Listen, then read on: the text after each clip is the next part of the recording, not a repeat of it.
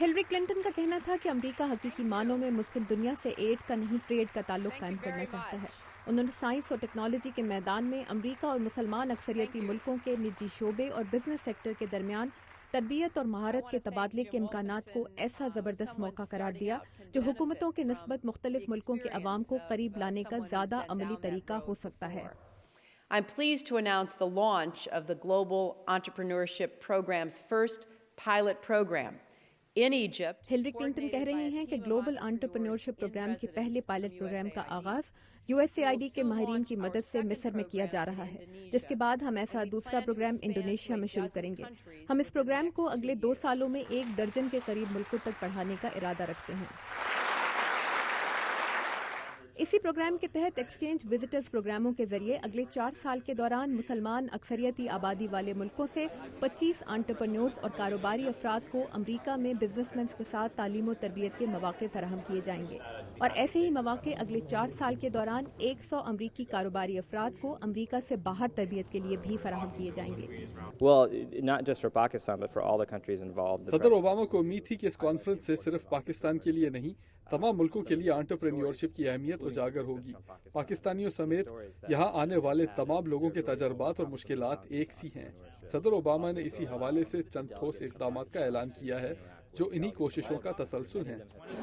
Conference کا مجموعی agenda تو امریکہ اور مسلم ملکوں کے کامیاب کاروباری افراد کو ایک دوسرے کے قریب لانا تھا، مگر مندوبین میں کامیاب کاروبار کرنے والی خواتین کی بڑی تعداد بھی شامل تھی، جنہوں نے اپنے ملکوں میں چھوٹے چھوٹے کاروبار کر کے کئی خاندانوں کی خوشحالی کے راستے ہموار کیے۔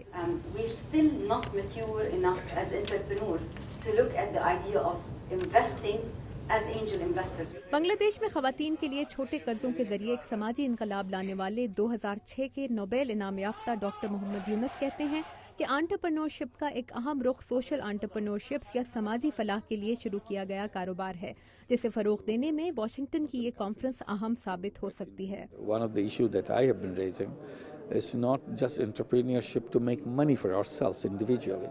ایک بات جو میں بار بار کرتا رہا ہوں وہ یہ کہ انٹرپرینیورشپ صرف اپنے لیے پیسہ کمانے کا نام نہیں ہے، میں سماجی انٹرپرینیورشپ کی بات کر رہا ہوں۔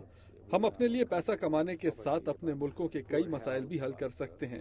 غربت، صحت اور آلودگی جیسے مسائل کے حل کے لیے ہم اپنی کمپنیاں بنا سکتے ہیں، مگر کسی منافع کی لالچ کے بغیر۔ To solve this problem without any intention of making money. Pakistan میں خواتین کے لیے مائکرو کریڈٹ قرضوں کی فراہمی کا بینک قائم کرنے والی کشف فاؤنڈیشن کی روشان ظفر کہتی ہیں کہ پاکستانی خواتین کو اپنے خاندان کی معاشی خوشحالی میں شرکت کے لیے خاندان کے مرد اراکین کی اجازت سے زیادہ مواقع کی کمی کا سامنا ہے۔ کم آمدنی کا طبقہ، اس کے لیے تو سروائیول کی بات ہے، پیسہ آئے گا تو کھانا ملے گا، تو اس سب طبقے میں آپ کو وہ جو ہمارے ذہن میں بات آتی ہے کنزرویٹزم جو ہے وہ نہیں ہوتا، سب مل کے کام کرتے ہیں، یہ بیسکلی فیملی بیسڈ بزنسز ہیں۔ پرابلم آتا ہے جب مواقع نہیں ہوتا، جب اپرچونٹیز نہیں آتی ہیں اور جب ایسے ادارے نہیں آگے آتے جو عورتوں کو موقع دے پائیں۔ ڈاکٹر محمد یونس کا کہنا تھا کہ بھارت یا بنگلہ دیش کے مقابلے میں پاکستان میں خواتین کی چھوٹے یا مائکرو کریڈٹ قرضوں تک رسائی ابھی محدود ہے، جس کے لیے مزید کام کرنا پڑے گا۔ While there's millions and millions in Bangladesh and جہاں بنگلہ دیش اور بھارت میں لاکھوں خواتین چھوٹے قرضوں سے فائدہ اٹھا رہی ہیں، پاکستان میں یہ بہت محدود ہے، اس لیے ان کی رسائی بڑھانے کا نظام کو بہتر بنانے کی ضرورت ہے، نئے قرضے دینے کی تیاریاں کرنے سے بھی زیادہ۔ جیکولین نوو گریٹس پاکستان، بھارت اور بنگلہ دیش میں لوگوں کو چھوٹے کاروبار شروع کرنے میں مدد کرنے والے ایک ادارے ایکیومن فنڈ سے منسلک ہیں۔ Pakistan is too often associated with many negative qualities. Pakistan کے ساتھ عموماً بہت منفی تصورات وابستہ کیے جاتے ہیں، مگر میں جب ایکیومن فنڈ کی بات کرتی ہوں، کینیا، بھارت اور تنزانیہ میں تو لوگ پوچھتے ہیں پاکستان ہی کیوں، وہ تو بڑا خطرناک ملک ہے۔ میں بتاتی ہوں کہ آپ ہمارا پورٹ فولیو دیکھ لیں، ہمارے سارے قرضے وقت پر ادا ہوئے ہیں، چاہے ملک کے حالات جو بھی ہوں، ہم نے زبردست ترقی دیکھی ہے۔ میرے خیال میں پاکستانی دنیا کے سب سے اچھے بزنس مین ہیں۔ امریکی انتظامیہ اس کانفرنس کو ایک آغاز قرار دے رہی ہے اس سلسلے کا جس کے تحت امریکہ کو پہلی مرتبہ مسلمان ملکوں کے متوسط طبقے کی توانائی اور صلاحیتوں کو قریب سے جاننے کا موقع ملا ہے۔ ایسی ہی ایک اور انٹرپرینیور کانفرنس اگلے سال ترکی میں ہوگی۔